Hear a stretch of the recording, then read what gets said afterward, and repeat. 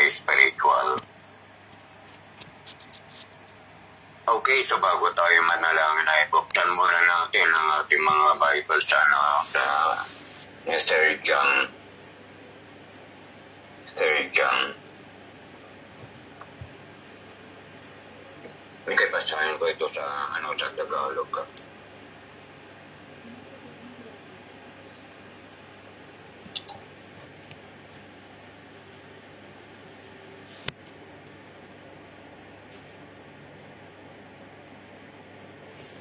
Mula sa matandang pinuno ng Iglesia, para kay Gayo na lubos kong minamahal. Mahal kong kaibigan, idinadalangin kong ikaw sana'y nasa mabuting kalagayan at malusog ang katawan tulad ng iyong buhay spiritual. Tuwang-tuwa ako nang dumating ang ilang kapatid at ibalitang ikaw ay tapat sa katotohanan at talagang namumuhay ayon dito. Wala nang higit na makapagpapaligaya sa akin kundi ang marinig ang balitang namumuhay ayon sa katotohanan ang aking mga anak. Mahal kong kaibigan, tapat ang iyong paglilingkod sa mga kapatid kahit sa mga hindi mo kilala. May mga nagbabalita sa iglesia rito tungkol sa iyong pag-ibig. Sana'y tulungan mo sila sa kanilang paglalakbay gaya ng nararapat gawin sa inyo ng lingkod ng Diyos. Sapagkat naglalakbay sila sa pangalan ni Kristo at hindi tumatanggap ng anumang tulong mula sa mga hindi sumasampalataya sa Diyos. Dapat natin silang tulungan upang tayo'y makabahagi sa kanilang gawain para sa katotohanan. Sumulat ako sa iglesia, subalit hindi kami kinilala ni Diotrephe. Ang hangad niya ay siya ang kilalaning pinuno. Kaya't pagpunta ko diyan, uungkatin ko ang lahat ng ginawa niya at ang mga kasinungalingang sinabi niya laban sa amin. At hindi pa siya nasiyahan doon. Ayaw niyang tanggapin ng mga kapatid na dumarating at hinahadlangan pa niya at pinapalayas sa iglesia ang mga nais tumanggap sa mga iyon. Minamahal, huwag mong tularan ng masama. Sa halip tularan mo ang mabuti, sapagkat ang gumagawa ng mabuti ay sa Diyos. Ang gumagawa ng masama ay hindi pa nakakita sa Diyos. Mabuti ang sinasabi ng lahat tungkol kay Demetrio, at yan din ang patotoo ng katotohanan tungkol sa kanya. Yan din ang aming patotoo, at alam mong totoo ang sinasabi namin. Marami pa sana akong sasabihin sa iyo, ngunit ayaw ko nang gumamit ng panulat at tinta. Inaasahan kong magkikita tayo at makakapag-usap sa lalong madaling panahon. Tumayo nawa ang kapayapaan. Kinukumusta ka ng ating mga kaibigan dito. Isa-isa mong batiin ang lahat ng ating mga kaibigan dyan. Panginoon, maraming salamat sa aming binasa na iyong mga salita. Alam namin, Panginoon, na hindi kayo kang Panginoon ang nagturo sa amin. Na ito ang aming tatalakay, na ito ang aming pag-aaral. Sapagkat alam namin, Diyos, na meron kang dapat namin malaman ang mahalaga sa aming mga buhay bilang mga Kristiyano, lalo na, Panginoon, sa aming mga naglilingkod. kami, Panginoon. So Lord, sa pamagitan pa rin ng iyong Espiritu, samahan niya kami, Panginoon, sa aming pag-aaral ng iyong mga salita. At yung nais mo, Panginoon, na matutunan namin, Diyos, ay maipaunawa sa amin ng iyong banal na Espiritu. Dalangin din namin, Panginoon, na iti aming maunawaan ng lubusan at matanggap at mahayag rin, Panginoon, sa aming mga buhay. So Lord, maraming salamat sa pangalan ni Jesus. Amen.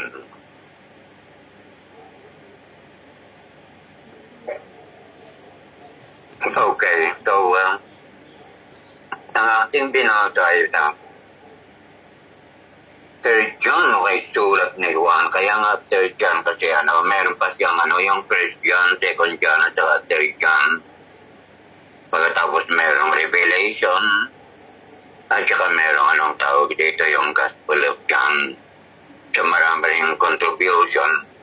Okay, nagamit din ng Panginoon si John para kung pagkakanoy siya ang gamitin niya. Okay, inilagay ng Panginoon ang kanyang salita kay John pagkatapos isinulat niya.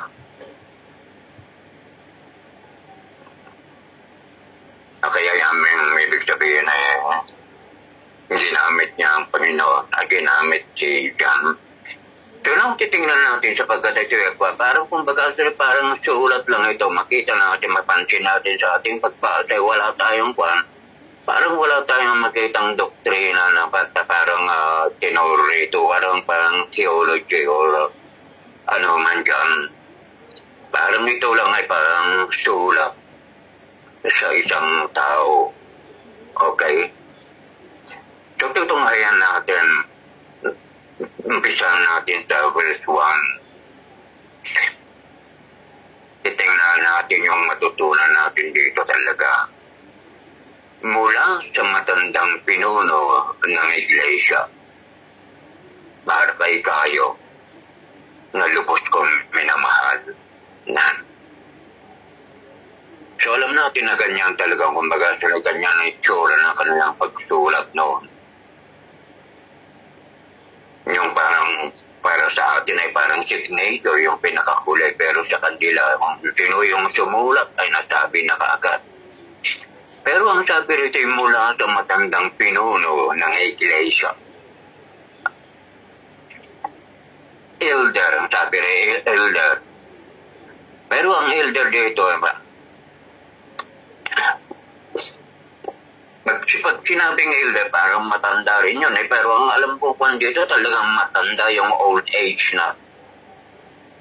Kasi kung totoo yung mga historian, itong na ito ay sinulat ni John sa kanyang edad na kumbaga sa mga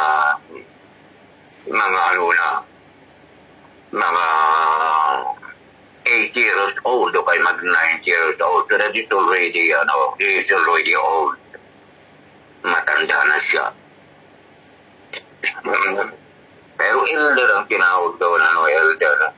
Kaya lang kung yung tinatawag na elder kasi parang rin yan, parang head rin ng church yan, Yung katulad yung sinabi ko na elder, o kaya pastor, o kaya bishop. Kumbaga, parang lang yan parang iisa lang yan iisa ang kanilang mga function. Mali. Pero pag elder ka, pag bishop ka, pag iisa lang yon pastor yung tawag doon. So anyway, yung elder man, kasi elder naman talaga siya, apostle siya, elder siya sa church. Itong pastor, palalim pa yung kanyang sinulatan dito na si Gayo, para kay Gayo na lubos kong minamahal. So siya ang kanyang sinulatan dito, kaya nga sinabi natin personal na sulat. Personal na sulat niya kay Gayo. Tutuloy natin, mahal kong kaibigan, Idinatalangin kong ikaw sana'y nasa mabuting kalagayan at malusog ang katawan, tulad ng iyong buhay, spiritual. Sa Tagalog kasi baga, I do not know, parang there is something amazing. So, gusto kong basahin dito sa English, so nang sinabi niya rito, Dear friend, I pray that you may enjoy good health and that all may go well with you, even as your soul is getting along well. Yung kwa dito parang nawala yung nawala yung tinatawag na that all may go well with you. Ang sabi lang dito may sana dinadalangin ko na ikaw ay sana ay nasa mabuting kalagayan at malusog ang katawan tulad ng iyong buhay spiritual. Pero sabi rito that in everything that you do, or in regard to all things, sabi niya doon, lahat ng gagawin mo, it will prosper. At magkakaroon ka ng iyong health, o kay mabuting malusog na pangangatawan, ng physical mong pangangatawan, na tulad rin ng iyong buhay spiritual. No. Ang masama rito mga kapatid, pero tingnan natin na yung kasi dito lang kung baga makakaubos na tayo ng oras eh. Unang-una, itong verse na ito ay ginagamit yung mga prosperity gospel preachers doon. Na ang kanilang sinasabi ay kalooban ng Diyos. O para pangako o kaya kalooban ng Diyos na ang bawat isang mga Kristiyano ay maging prosperous, maging rich, maging mayaman. Pero mali kasi yung nila sa tinatawag na prosperous. Ang prosperous lang naman talagang prosperous yan, mag-prosper, di ba? Katulad yung pag meron kang business, mag-prosper ka. Pero yung sabi naman dito ay mag-prosper ka sa sa health sa iyong katawan Ibig sabihin, naging malusog. Nakatulad ng bagatan, katulad rin ng iyong kaluluwa o kayong spirit na magpa-prosper. Pero dito kinuha nila ang yung mga prosperity gospel na ituraw ang promise ng Panginoon. At ito natin makita na kalooban ng Panginoon ang bawat Kristiyano ay magiging tawag dito? Magiging prosperous. Para bang kung bagatan ay pag nag-Kristiyano ka, hindi ka magiging poor. Spiritually, okay, theologically, talagang totoo naman yan. Kasi pag nag-Kristiyano ka, maging inheritor ka nga ng Panginoon. Sa kayamanan niya sa langit. Pero hindi yung magiging prosperous tayo rito. Not prosperous, but will become rich. Kasi ang prosper na itong sinabi nila, parang yayaman Pero ang ibig prosper kung baga saan yung maging malusog, ganyan yan. Sabagay, sabi nga Diyos na, in whatever you do, you must prosper. Sabi sa kwan dito, iba naman kasi dito sa NIV. Pero titingnan natin sa kwan, parang in everything, o kaya in regard to all things, mag-prosper ka. At maging malusog ang iyong katawan mo, katulad din ng paglusog ng spiritual mo. So mali ito. Walang kumbaga, hindi ito yung ang masama pa na kanilang ginamit para may pero ka, magbigay ka. So, ibig sabihin, mag-tithe ka, mag-offering ka, ganyan yan. Kaya kung halimbawa, nila rito, pag yung mga pagpapakinggan yung kanilang sinasabi, gano'n yun eh. Pag nagbibigay ka ng mga bagay, magbigay ka. Pag hindi ka naman nag-prosper, sasabihin nila kulang ang faith mo. Pag hindi kulang ang faith mo, kulang pa yung ibinigay mo. Parang, kumbaga, so that is parang scam yan. Scam. So ito, kumbaga, this is not supposed to be a verse na magsasabi na kalooban ng Panginoon na maging prosperous ka. Kasi dito mapapansin natin na panalangin pa yan eh. Panalangin niya eh, pinapanalangin ko, sabi niya gano'n eh. Kung talagang maging prosperous ka ng maging grace ka, talagang bakit ipinapanalangin pang gano'n yun? If it's God's will that all the Christians will become prosperous, will become rich, talagang hindi sana itinadalangin yung kanya. Maging Kristiyano ka na lang, hindi maging rich. You don't need to pray because that is God's will. Parang gano'n yun eh. So anyway, hindi yan. Pero tingnan naman natin yung ang sinasabi ko lang dito yung salitang prosper. Gumanda. At ang lahat ng goal mo in all things, in regard to all things that you are going to do. Sabi nga rito kung bagal all may go well with you. Yung well eh, parang prosper yung sabi eh. Bumuti, parang gano'n yun eh. Sa lahat ng gagawin mo ay maging prosperous o kayo magbubunga ng maayos. Parang gano'n. Ang katawan mo magbunga rin ng maayos na katulad ng pagbubunga ng iyong kaluluwa. So kung baga isinama pa niya yung kaluluwa eh, na magpaprosper rin eh. Bakit? Kasi balanse.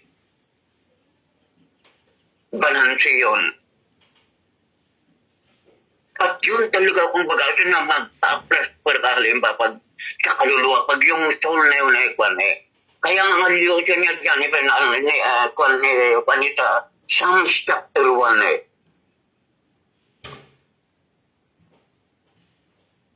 Ibig sabihin, magpa-prosper ka. Kung baga kayo sinama niya yung soul na mag-prosper. Ang soul na mag-prosper yan, how will the soul prosper?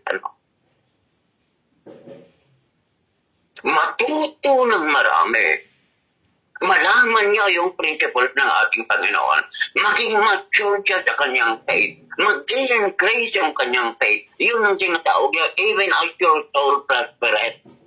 Ibig sabihin, kung baga dapat parehas na magpa-prosper. Hindi lang niya sinabi na in everything you do, you will prosper. O kaya magiging prosperous ka sa kayamanan o kaya Rachel. Kasi balanse eh. At mahalaga pa kung baga kung kayamanan man yung prosperous na sinasabi niya dyan, iba balanse nitong yung soul na ito. At mas mahalaga pa na ang soul ang mag-prosper ang yayaman eh. Kaysa ating kaysa sa ating katawan o kayong material wealth. So, si John, alam ko na kung baga kasi makita natin dito how will you prosper? Sabi gano'n eh. How will everything that you do will prosper, Ito yung yung nabawasa natin sa Psalm. Blessed is the man who does not walk in the counsel of the wicked, or stand in the way of sinners, or sit in the seat of mockers. But his delight is in the law of the Lord, and on his law he meditates day and night. That is what he is going to do. He is like a tree planted by the streams of water, which yields its fruit in season. And its leaf does not wither, and whatever he does, prospers.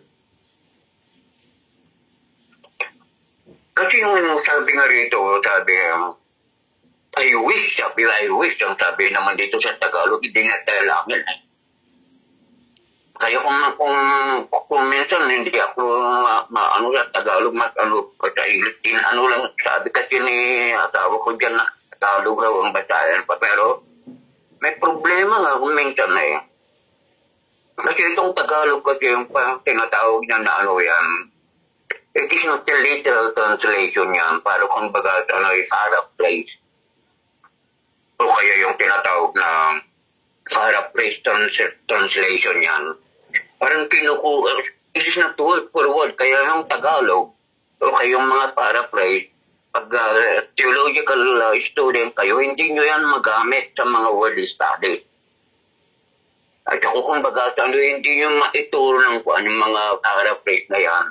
Kasi nawawala yung mga salita na ano. Ang paraphrase, ang parang lang doon, ang truth. Okay, ang meaning ng talata, parang pinaraphrase nila yung mga salita na wala na. Na dapat kung bagasa, no, kaya kung bagasa na mas, pag nagtuturo, mas mabuti yung ano, yung tinatawag na literal interpretation, katulad ng King James, New King James.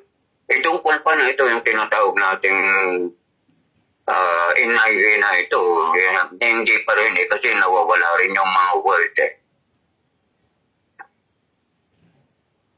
Kasi sa King James talaga sabi niya, in all things you do, prosper. So yun ang sinasabi ko nito kanina. Na itong kwan na ito, yung wish nitong si Kayos, ay mag-prosper siya sa lahat ng kanyang gagawin. O yung kanyang goal. Of course, alam niya eh, kasi yung ginagawa ni Gayos eh, nagmi-ministry siya eh. Gumagawa siya ng mabuti. So, kung ano man ang plano niya mabuti, kaya ang sabi niya, mag-prosper in all things that you do, sabi ganyan niya. Kaya nga lang katulad ng sinabi ko, pero hindi lang yun, nakatulad din ng iyong na which must also prosper. So kaya ilulusog rin. At paano nga maging prosperous ng ating mga kalusugan? Sa pamagitan ng kanyang pag maunawa niya, ma-increase yung faith niya, ano pa man dyan, malalaman yung principle ng ating Panginoon, magkakaroon na siya ng tibay. So, titibay na yung kanyang kaluluwa. So, even na kung baga siya, kahit wala siyang pera, kahit nasa-aberte siya, kahit kung baga siya, nasabit na siya ng kamatayan, dahil malusog yung kanyang kaluluwa, ano yan? At kung hindi malusog ang kanyang kaluluwa at nag-transfer lang siya material eh. Delikado ngayong material eh. Kaya nga sinasabi niya yung mayaman, it is, sabi ng ating Panginoon nun eh. Kung baga mahirap, it is impossible, sabi niya, ay impossible bang sabi niya doon. Mahirap na kung baga ano yung mayaman na makapasok sa kaharian ng Diyos, sabi niya gano'n eh. Why?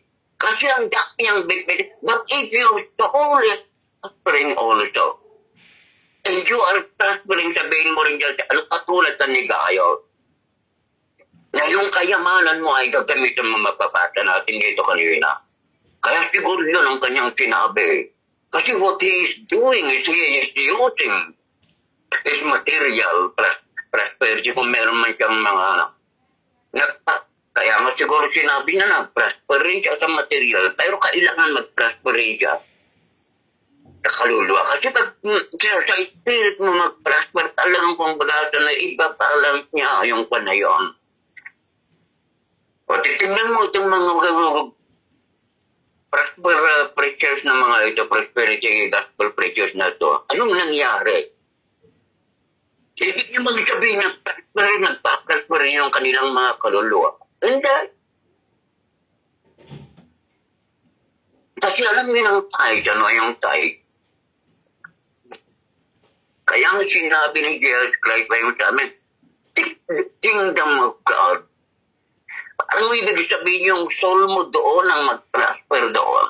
If you're going to seek the kingdom of God, parang kailangang malaman mo yung gospel na lang o kaya yung pamamaraan ng Diyos o kaya yung kaisipan ng Diyos, parang gano'n yun eh. Sa pamagitan ng kanyang salita, kaya nga sabi ito, because delight is in the law of the Lord, that He meditates day and night. Pagkatapos sabi niya, He is light. The tree that is planted doon sa ano, na kumbaga ito na magbubunga at saka yung kanyang mga dahon, it will not wither. Ibig sabihin, healthy na tree. At yung pinakahuli niya sinabi niya, Dani, and whatever he do, prosper. So yun, kung halimbawa gusto nating maging prosper talaga, mag-delight tayo sa kanyang law. Sa bagay, kung baga sinisigap, kasi John, kahit yun ang kanyang wish kay Gaius, pero talaga naman ganyan si Gaius ang kanyang ginagawa eh. Kaya nga sabi niya na kumbaga sa ano ang sinabi pa niya rito, kaya nga mayroong nag-interpret dito na maaaring itong si Gaius ay weak. Kasi ang sinabi niya doon na sana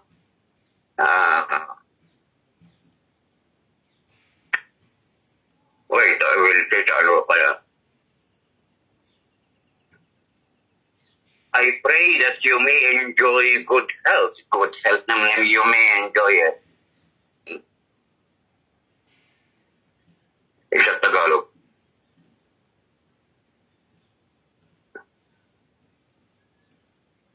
Dinadalanin kung ikaw ay nasa mabuting kalagayan at malusog ang katawan tulad ng iyong buhay spiritual.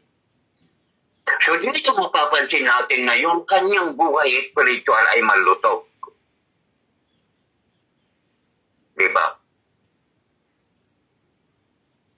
At sabi niya na sana yung katawan mo rin, o yung kalusugan mo, ay maging mabuti na katulad ng spiritual mo na mabuti, parang gano'n yun. Parang ang kwan dito kaya ang sinasabi lang maaaring he's weak. Anyway, ano man yung kwan dyan. Pero I think hindi. Talagang gusto lang niyang ano yan. Sa dalawang inaano rito, dalawa ang pinapatungkulan. Pangalawa, dito kasi sa kanilang kapanahunan, merong katuruan na yung tinatawag na Gnosticism o kay Docetism.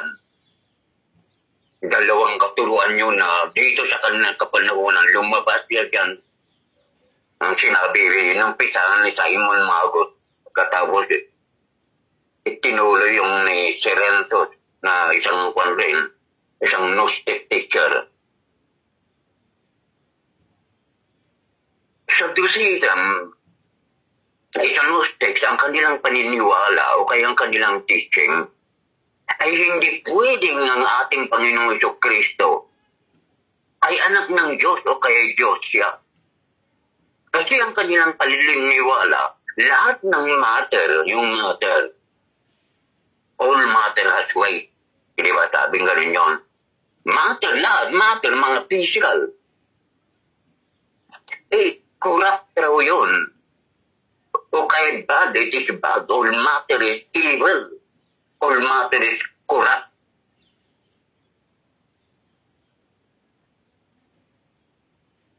It is the spirit that is good. Kaya nga sa kanila, kung baga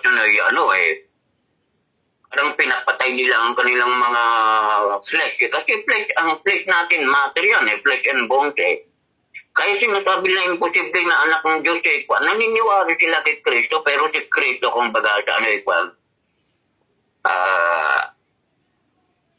it seems, parang, ewan ko kung decision yung kanya, parang yung decision, do citizen pala, ano yun, it appears that Jesus Christ has a body.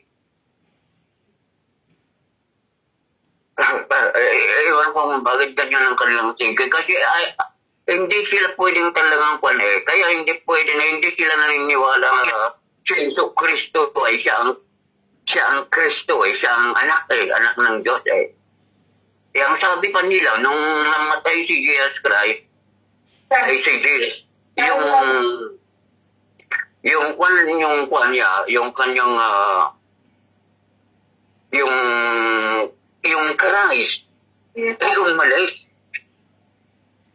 Kaya yung si ano lang yung nawala, namatay. Parang hindi kasi sila maniniwala nga ang ating Panginoon Jesu Kristo ay came in human flesh. So I think isa rin yan na pinaano rin ni Apostol Pablo, ni Apostol Jan ito sa kanyang sinabi na yung spiritual mo ay mag-prosper rin. Ang katawan mo mag-prosper. That is why yung matter is not bad. Parang pinapakita niyang gano'n. Samantalang itong mga itong mga Gnostics, kahit ano raw ang gawin nila sa kanilang katawan Kasi itong katawan, mabubulok ito, at saka kurat ito, at saka evil ito. Kaya kung bagatan ay kahit magkaroon sila ng tinatawag ng fleshly desire kahit kung bagatan ay kahit iyan dalit ng nila sa mga kasalanan ng kanilang mga katawan yan Hindi rin yan marirestore ng Panginoon. Kasi evil yan, parang gano'n yun. Pero dito pinakita niya na pwedeng mag-transfer yung katawan at saka mag-transfer yung both of them are good, parang gano'n yun. Okay. Kasi yan ang sinabi ni dito na alam ko na nakita natin.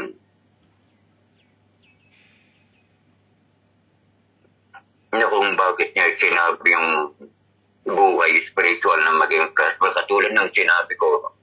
Because that is the one that will balance. At saka kung bagatan kaya nga sinabi rito na his delight is in the law. And he made it day and night. Kasi mas mabuti na yung soul natin ang mag-prosper. Katulad ng sinabi ko, iba pala na sinayang. Tingnan mo yung mga prosperity gospel, ulitin ko ulit. Anong ginagawa nila doon sa kayamanan na napupunta sa kanila na pag-ayos kanila? Binibili ng jet plane, binibili ng ano dyan, luxury kung ano nila. Meron na nga silang jet plane, bibili pa sila. Maging 5, maging 4, parang gano'n yun. Pero dapat ang offering na yan, the offering is not if your soul is prosperous, kaya healthy ang soul mo, alam mo, na yung offering na yan ay dapat maitulong yan. Yan ang original na lang type noon magamit doon sa templo at magamit na maibigay, maitulong doon sa mga baalo, doon sa mga hungry. Ganyan yan Kaya kung minsan tayo, sa bagay, practice na natin yan Pag mag-anniversary, kukuha tayo sa title at offering. Kakainin natin.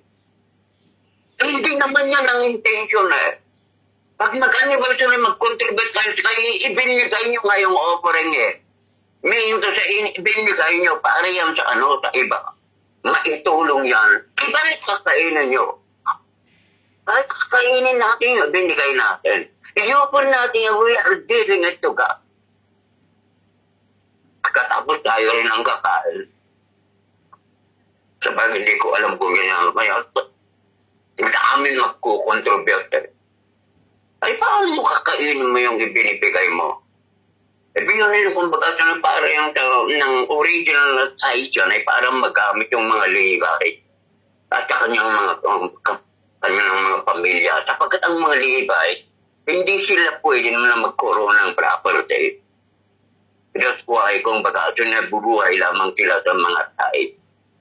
Dito ang aming property ng mga pastor pagkatapos yung tithe, yung meaning ng tithe yan, hindi sana dapat ganun yan di ba? Kaya ang mga pastor, ang mga priest noon, hindi naman nagtatithe ang mga yun Kasi yung tithe para sa kanila, yung mga Levites noon. So anyway, ewan ko kung bakit napunta na tayo sa tithe lang. Pero ganun lang yan. Binabalanse ko lang tinatawag na kailangan talaga. Kaya yun ang panalangin niya, ang panalangin ito kay Wish. Hindi lang na sinabi niya mag-prosper ka sa health. Yayaman ka para makapili ka ng masarap na kwa. Kasi pag nag-prosper ka nga sa soul, katulad ng sinabi ko kahit wala kang material kahit ninakaw ang material, you can still survive Bakit yung mo yung kwan yung soul mo yung naging mature ka, naging trace ng faith mo, naging God-dependent ka, ganyan na.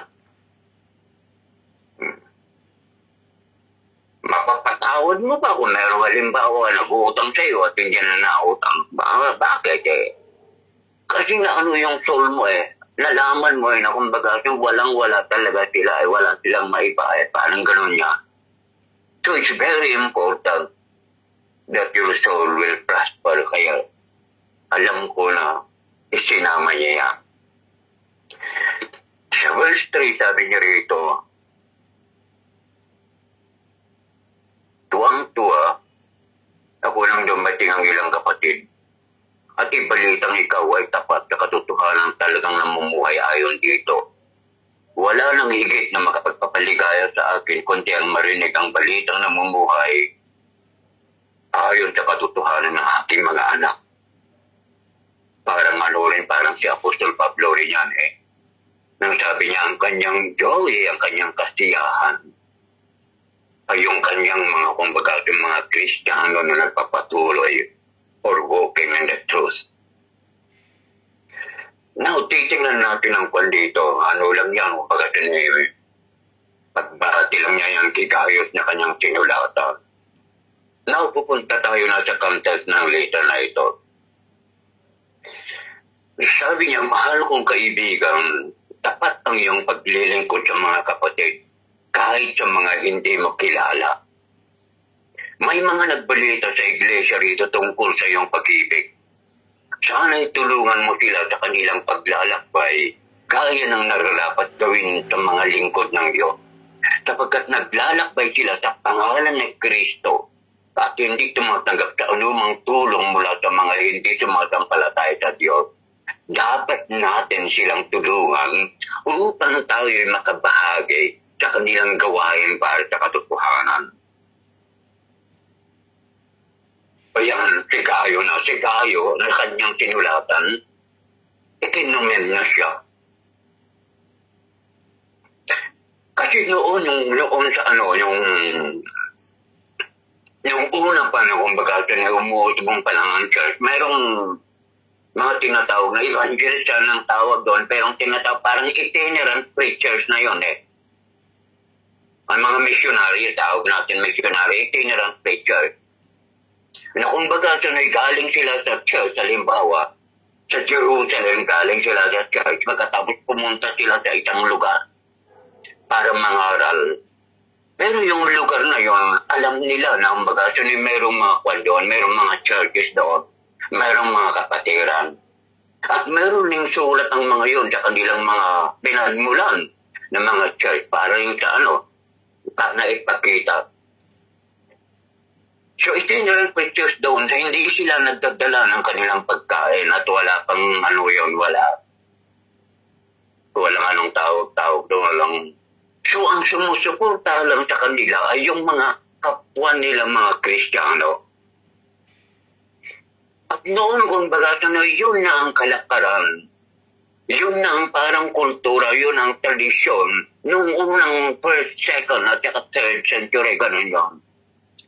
Itineral preachers yun na parang, siyempre, mayroong ano yan. Ang Panginoon nga sabi, nagbibigay ng gift ng teachers. So, they might be teachers na talaga. Pagkatapos pag pumunta sila doon, wala nga sila talagang panyan. At noon pa, walang, kung meron mang tinatawag na hotel noon, medyo masamang mga hotel yun Parang brothel hindi katulad ng mga kwan natin ngayon na malalaki at saka magaganda. Pero parang yung iba parang sabi, parang brothel, parang prostitution, kwan yun, parang ganun yun. So anyway, ganun lang yun. So yun, kailangan na merong tumulong sa kanila at yun ang ginagawa ni Gayo na ito. So Gayo, he must be a member of the church. Kasi hindi naman sinabing elder Okay po, at saka yung kanyang tinatanggap niya sa kanyang bahay Hindi doon sa church. Maliban lang kung yung bahay ni Gayo ay kumbaga na isang yun. Yun ang pinagtatausan nila ng church. Pero how, sabi rito bakit ang iyong paglilingkod sa mga kapatid na kahit hindi mo sila kilala? Hindi mo sila kilala, kapatid mo sila, ba't hindi mo kilala? Kasi nagaling sila sa isang church, sa isang congregation church. Pagkatapos pumunta sila sa sa kwan na yun, at katulad ng sinabi ko, dapat tulungan sila ito namang mga kwan ng mga preachers na ito, alam ko na sila mismo ang pumupunta doon sa kwan na yun. Sa alam nilang bahay na pwede lang magtuluyan para kung baga sa naikwan yan. At saka sabi ng Pastor Pablo Juan dito na hindi kasi sila tumatanggap ng tulong sa hindi mananampalataya. Dapat ganyan din ang prinsipyo Kasi dito makikita yung pagkakaisa at pagtutulungan talaga at pagkakapatiran kay magkakapatid yung mga Kristiyano. Sila ang nagtutulungan. At yun ang kwan ng sabi dito, tapat ang iyong paglilingkod. Yung tapat na yan, parang faithful Yung faithful, parang tuloy-tuloy. Tuloy-tuloy at saka totoo ang layunin mo. At saka kung baga na hindi tapat nga, hindi yung faith it's not faith. Yung faith, yung paniniwala pero yung katapatan, yan. Tapat kang empleyado, ibig sabihin you are doing your work well. At saka tuloy-tuloy, at saka mabuti ang paggawa mo. So yun ang sabi niya. Tapat ang iyong paglilingkod sa mga kapatid kahit hindi mo sila kilala. Kasi kumbaga, yun naman kasi ang sinabi ni Apostol ni Jesus Christ, diba? Na kumbaga, foreigner siya, tinanggap sa kanilang bahay. At sabi ng mga writers, kailan ka namin naging nakitang foreigner, hindi ka namin tinanggap. So katulad ng sinabi ko, ano na yun, kalakaran na nila yun. Na kumbaga tumutulong sila sa mga itinerant preachers. At sabi rito, may nagbalita sa iglesia tungkol sa iyong pag-ibig, pagmamahal. Sana'y tulungan mo sila ang kanilang paglalakbay gaya ng nararapat gawin ng mga lingkod ng Diyos. Yung talaga yung tulungan yung paglalakbay. Ibig sabihin yung tulungan sa paglalakbay pa rito. Kumain na nga sila sa bahay mo pagkatapos anong tawag dito? Natulog sila sa bahay mo. Pag sila'y umalis, kung baga, bibigyan mo pa sila na gagamitin nila sa kanilang paglalakbay. At sabi niya rito, gaya ng nararapat gawin sa mga lingkod ng Diyos. So, ibig sabihin kung baga sa kalooban ng Panginoon, na yung kapatiran mga kwan, sila rin ang tutulong sa mga lingkod ng Diyos.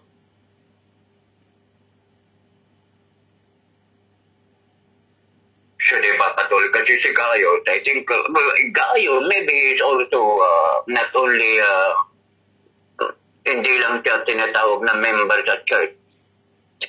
Kaya, mayroon nagsabi pa nga na si Gayo na ito parang convert ni Kwan ni Apostle John yan.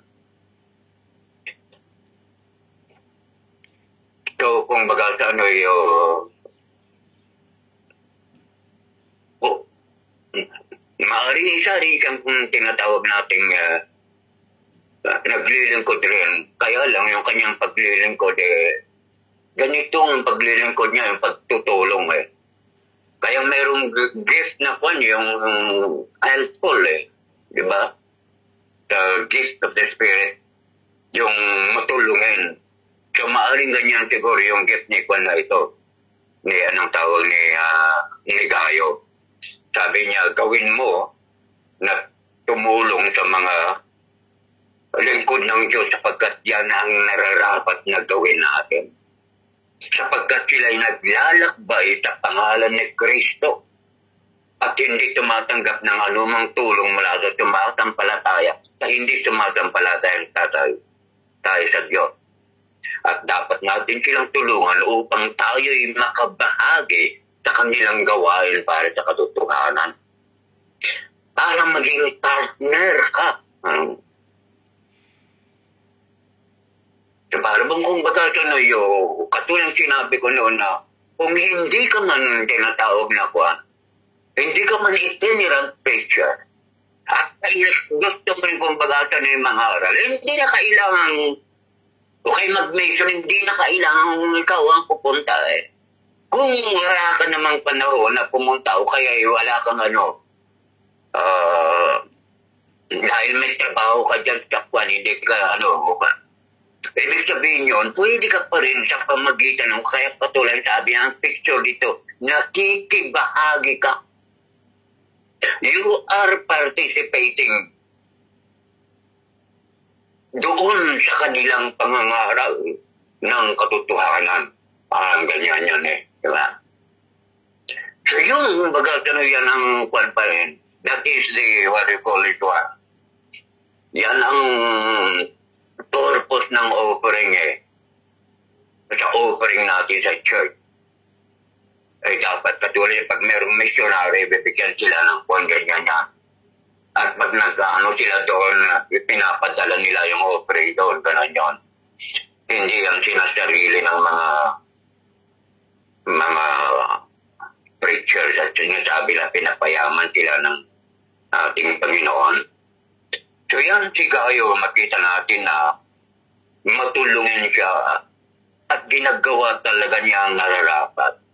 At tuloy-tuloy, faithful na tinatawag. Ang faithful hindi nagbabago, hindi kumukupat, o kaya hindi umaattract. Faithful na talagang tuloy-tuloy ang kanya talagang ginagawa niyang the best. Harang gano'n yun. Pagkatapos dito naman sa susunod na mga talata na 9 to 12, mapapansin natin na mayroong parang ikinontrast niya sa isang lalaki na ang pangalan ay Diotrephes. Nabasa ko pala ng ibig sabihin ng Gaius ay ang Gaius kasi pangalang Greek yata yan Ang ibig niyang sabihin ay happy. Happy. Ang Diotrephes naman, natin mabasa rito, Diotrephes, ang ibig sabihin niya, nurtured by Jupiter. Jupiter, yung gadis ng rungan siya, tayo kay Jupiter, ganyan niya. Nurtured raw, parang nurtured. Parang siyang nagpalaki, siyang ganyan, nurtured. Siyang nag-alaga, ganyan yan. So sabi niya sa verse 9, sumulat ako sa iglesia Subalit hindi kami kinilala ni Diotrephes. Ang hangad niya ay siya ang kilalaning pinuno. Kaya pagpunta ko dyan, uunggatin kong lahat ang kanyang ginawa. At ganun din ang kasinungalingan na sinabi niya laban sa amin. At hindi ba siya nahihitiyahan doon?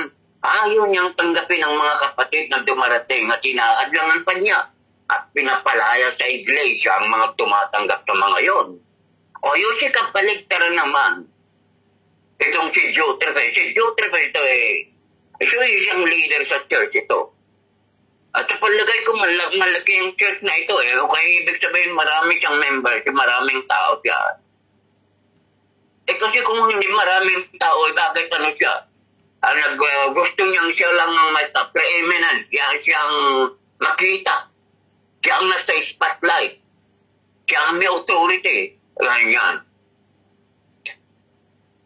Kaya anong maling ginagawa nito? Sumulat siya kay Diotrephes. Na maaari siguro kung bagay ni Diotrephes, tanggapin mo ang mga ito. Hindi lang niya siguro sinabi na katulad ng ginagawa ni Gayo. Pero ang sabi rito, sumulat siya, subalit hindi kami pinilala ni Diotrephes. Sabagat ang hangad niya ay kilalaning pinuno, siya lang ang kilalaning pinuno. Para bang kung ganun talaga yung tinatawag na yung ikaw lang ang may authority ka, parang, kaya nga sabi ko baka medyo malaki ang kanyang kongregasyon Kasi meron siyang ipinagmamalaki na. Isipin mo kung bagat ang sumulat na si Juan na yun, hindi siya kinilala. Pangalawa, hindi niya tinanggap yung mga associate. So ang alam ko dyan, kung bagat yung sulat na yun ay Juan baka pupunta sila doon sa kinaroroonan nila Diotrephes para mangaral din doon mga itinerant preachers nito Kaya nga sinabi ko na pag merong itinerant preachers, kukuha sila ng sulat doon sa kanilang mga churches para ipakita doon sa tao na maaaring kong bagasyo na para maging pasis nila, para sila itanggapin, kupkupin, pagkatapos pakain, patulugin. Pagkatapos bigyan uli ng pera para pupunta uli sila magturo sa ibang lugar, parang gano'n yun. So yun ang sabi nga, hindi niya pinilala yung sulat na yun. At kaka yung pinadala niya, yung mga kasamahan niya na pinadala niya doon, anong sabi pa roon? Ang hangad niya ay kilalaning pinuno. Kaya pagpunta ko dyan, uungkatin ko ang ginawa niya. Kasinungalingan.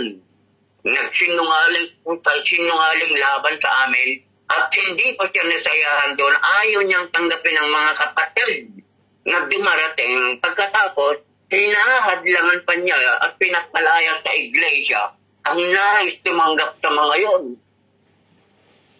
O you see, imagine that, iwan ko si Diotrephes na ito, bakit wala namang sinabi kong bagasyon nagtuturo ng maling doktrina si Diotrephes Ang problema lang dito yung how to handle Kung kayo makipagrelasyon sa mga kasamaan niya rin mga manggagawa.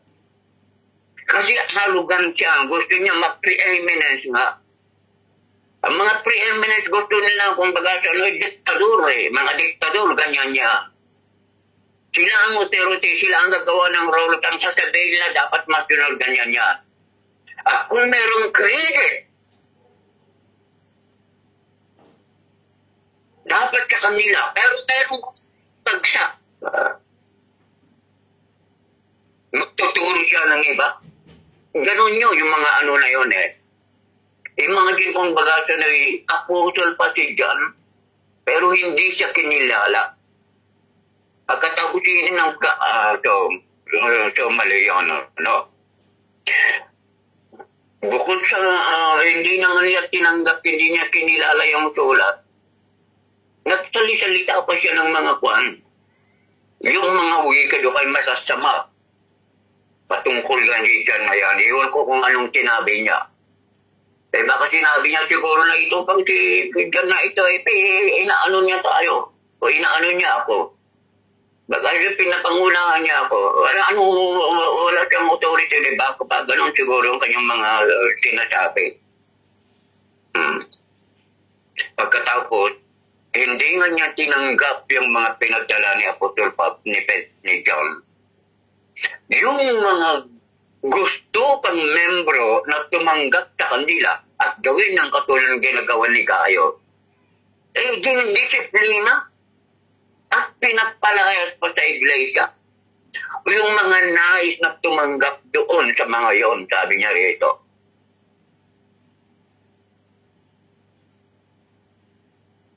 And then pagkatapos sa verse 11, sa minamahal beloved si Gayo Sabi, huwag mong tularan ang masama. Sa halip tularan mo ang mabuti sapagkat ang gumagawa ng mabuti ay sa Diyos. Ang gumagawa ng masama ay hindi pa nakakita sa Diyos. Parang kung saan pinapatungkulan niya doon, hindi pa nakakita, parang hindi pa niya alam ang Diyos. Totoo naman siguro Kasi kung alam niya na ang Diyos, alam niya na ang Diyos ay sovereign. Siya ang sovereign na ruler. Kaya kung bagado na siya ang pinaka-shepherd sa lahat. Lahat ng iyaset ng iglesia. Mga ganun yun. Siya ay servant. Ganyan. Dapat siya na kung baga siya itong na ito, magpakumbaba siya. Dapat magkaroon siya ng humility. At hindi siya kung baga siya hindi yung diktador.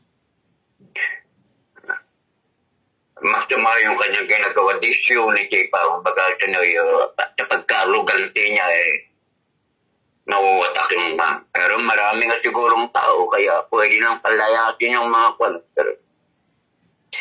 So anyway, nakita natin yung dalawang ministro at yung kanilang ginawa noon. Noon yan, kasi sa panahon natin ngayon, ewan ko kung meron pang ganitong, meron lang yung mga diktador ng mga pastor. Kung baga, meron silang mga sariling meron silang mga sariling patakaran na ipinapatupad na hindi patakaran ng Diyos. Di ba, patulad din yung mga Pariseo yung batas ng ating Panginoon, ng commandment na kung batas. Ang ginawa ng mga Pariseo, mga high priest, dinagdagan pa nila Ang dami pa nilang mga batas na sabi doon sa Biblia parang ipinapabuhat sa mga tao na wala naman sa batas ng ating Panginoon yan. Ganon din yung tinatawag dito sa kwan na ito. So baka siguro sabi huwag tularan. Now, meron pa tayong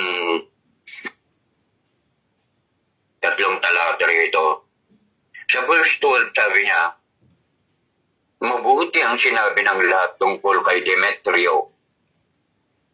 At yan din ang patutuo ng katotohanan tungkol sa kanya. Yan din ang aming patutuo. At alam mong totoo ang sinasabi namin.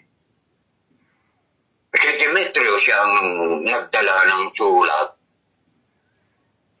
Yung sulat na ito doon sa Juan, bakit siya rin ang nagdala ng sulat, yung second at saka first John. Pero siyang nagdala ng sulat. Kaya lang kung baga na mayroong nalaman nila na kanyang ugali o kanyang pagka-Kristiyano ay okay rin. Kasi nasabi rito na yan din ang patutuo ng katotohanan. Ibig sabihin yung katotohanan, yung truth. Truth is the embodiment of Jesus Christ. Truth is the embodiment of the Word. Parang gano'n yung Word of God. Ang siya rin, kasi ang truth, parang kasi nakabase yung kanyang ginagawa sa katotohanan. Kaya pinapatutuhanan ng katotohanan. Pinapatunayan ng katotohanan. O kaya tinitisipay ng katotohanan na talagang mabuti. Itong si Juan na yun. Itong si Demetrio. Ewan ko kung bakit isinama ni Juan ito. Para lang siguro makita natin na Noon sa unang panahon ay talagang merong mga ganyang mga tao. Sabagay kahit naman sa panahon natin ngayon, pero siyempre katulad ng sabi ng Biblia, ang mga karakter sa mga nasulat sa Biblia, Apostle Paul was referring to the Old Testament. Mga characters doon sila ay nabuhay at namatay doon sa Old Testament para kung baga doon ay pag-aralan natin. Okay, tularan natin ang masama. Ay huwag iwasan natin yung masamang buhay na kanilang ginawa. Pagkatapos, tanggapin at gawin rin yung mabuti. So I think ito yung isang layunin dito. Now, sabi niya, sumayin niyo nawa ang kapayapaan. Kinupumusta ka ng ating mga kaibigan dito. Isa-isa mong batiin ang lahat ng ating mga kaibigan dyan. So yan ang yun. Third John. So ano makikita ng ating leksyon dito sa buhay ng tatlong ito? Katulad na ng sinabi ko, mga karakter sa Biblia ay nasulat, na ilagay para tularan natin yung mga mabubuti at iwasan naman yung mga masasama. So una, kailangan tayo, katulad ni Gayo, walk in the truth. Ibig sabihin, according sa gospel, according sa salita ng Panginoon, ang dapat na pamuhay natin. Kaya ang binawin si dyan. Kaya sapagkat hindi lang si Apostol Juan ang magiging masaya, kundi of course, lalong-lalo na ang ating Panginoong Jesucristo, ang ating Panginoon. Yung sabi niya rito sa wet, tuwang-tuwa ako nang dumating ang ilang kapatid, bilaytang ikaw ay tapat sa katotohanan at namumuhay ayon dito. You are walking in the truth. You are living according to the truth. At ikinakatotohanan ng isang apostol yan. Yan din nga ang sinabi na Apostol Pablo, kinatutuwa. Ay dapat ma-encouraging natin na kung bagasan para kung ang Panginoon natin na yung shepherd. Because these are shepherds. Matuwa rin siya. So if we want the chief shepherd na matuwa, of course yun ang gawin natin. Kaya natuloy sinabi ang leksyon natin, walk in the truth or walk according to the truth. Pangalawa, mapapansin natin na we must also show hospitality. Why? Because sabi ng salita ng Panginoon, sabi ng Apostol Pablo, yan ang nararapat na dapat gawin natin. Lalong-lalo na sa mga lingkod, mga katulad natin naglilingkod na merong katungkulan sa iglesia. Kaya nga pag makita natin doon sa Bible, yung mga tinatawag na qualification ng pastor o kaya bishop o kano man dyan his house must be open. Yeah. Basahin nyo sa 2 Timothy, ay sa 1 Timothy chapter 3 yata yun. Yan ang nararapat. Sa bagay may bisol hindi lang naman siguro kay Gayo ito na isang lingkod kundi sa lahat ng membro Diba? That we must be hospitable. Ang problema lang natin ngayon, kumbaga na mahirap Kasi sa panahon natin ngayon, wala Kaya kung minsan, kahit mga church member na kasama mo ng 10 taon, 20 taon, kung minsan hindi mo pa makagkatiwalaan na papasukin sa bahay mo, kung kayo kung bagaso, patulugin mo ng kwan doon Dahil sa yun, hindi natin kasi alam kung ano yung kwan. But anyway, at ganun man niya, Basta kung baga basta nagsabing kapatid yan, no? Eh kung halimbawa, nabulak at hindi naman pala sila totoong kapatid, at least kung baga sanay kwan ka, faithful ka naman doon sa pag-ano mo. At saka may faith ka nga doon, so bahala na lang ang Panginoon doon, di ba? Mga ganyan. But anyway, hospitable. We must show hospitality. Magkatapos, sabi rin dito na kwan, suportahan. We must support ang malingkod ng Diyos. Ay nasulat ito, nabasa natin eh. At sabi pa rito, nararapat gawin eh. Sa mga lingkod ng Diyos, suportahan sila. And you know na how to support them.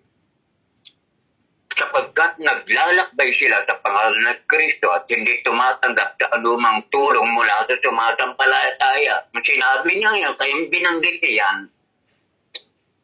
Eh, siyempre, walang ibang tutulong kayo sa atin. Kaya kayo ang nararapat. Kasi alangan namang umano sila sa hindi mananampalataya eh.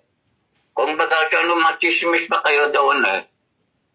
Isa sa humingi ka ng support sa hindi mananampalataya, sabihin nila, ginagamit mo lang yung pagkaano mo, ganyan sabihin nila, di ba? Kung baga sa mababoy yung pagkakristyano natin, mababoy yung ano natin. So, kung baga sa yun ang sinabi ni Juan. Kaya sinabi niya na huwag, that is a command eh, huwag humingi ng suporta sa hindi mga believer. Pero pag merong halimbawa magbigay ng suporta, eh, dapat ipaliwanag mo na hindi sila sumusuporta para sila maligtas.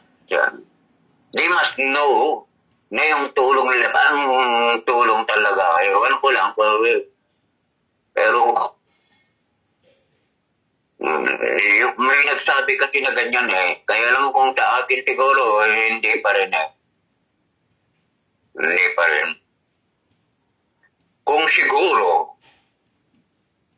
kung hindi sa trabaho ng Panginoon pwede. Kasi ang trabaho ng Panginoon, it must be God who will provide. It is not the unbelievers.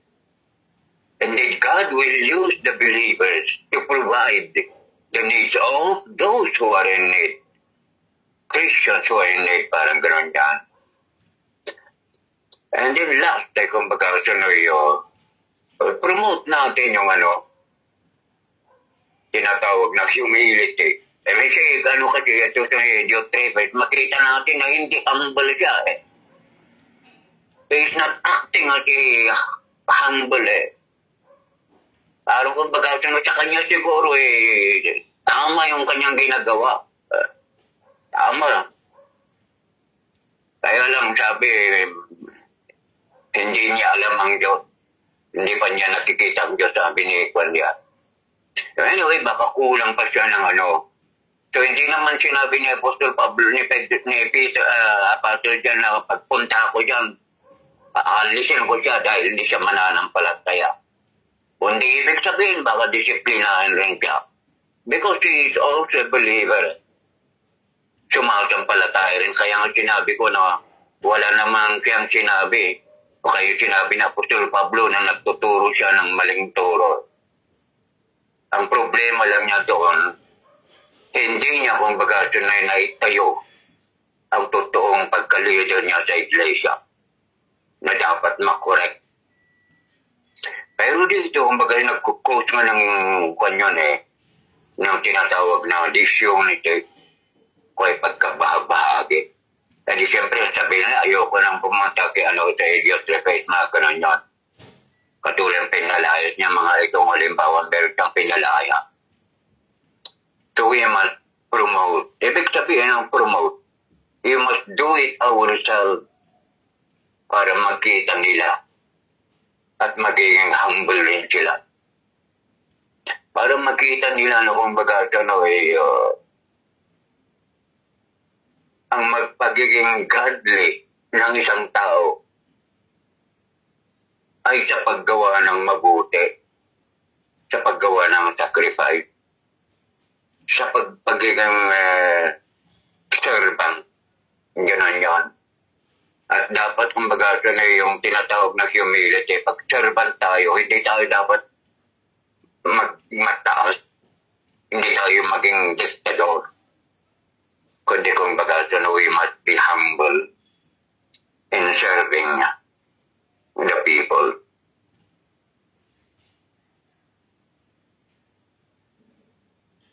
Of course, kumbaga, the last thing is we must guide ourselves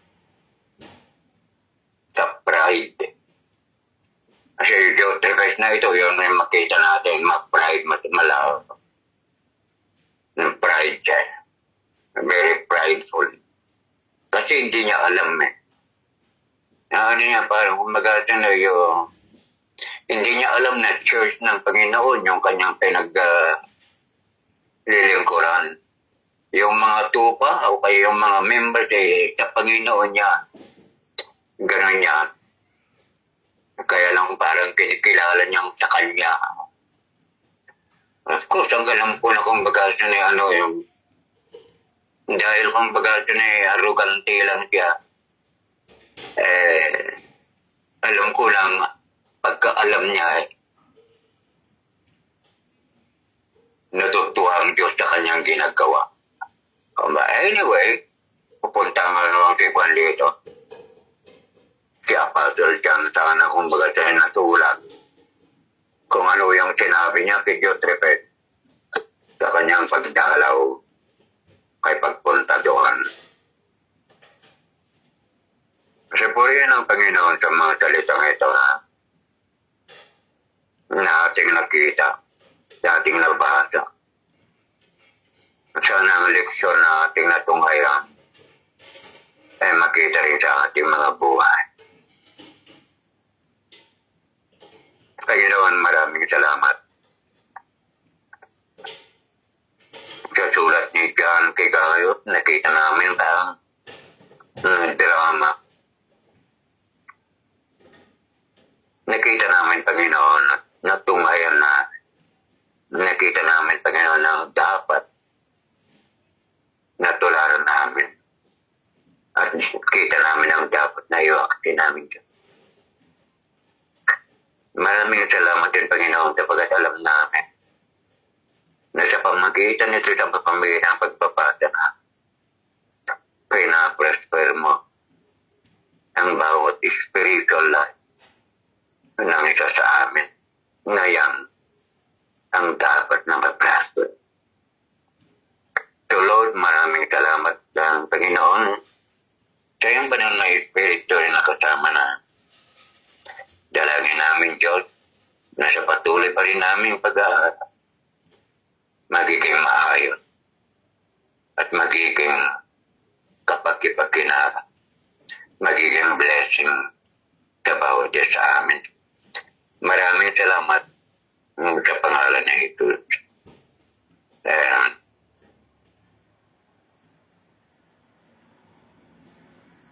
Ilan po, maraming salamat po, Pastor Lucas. Sa binahaga niyo po mula po sa Book of 3 John, chapter 1 po. Kung bago po tayo dumako, tawagin ko lamang po yung mananalangin para po sa ating share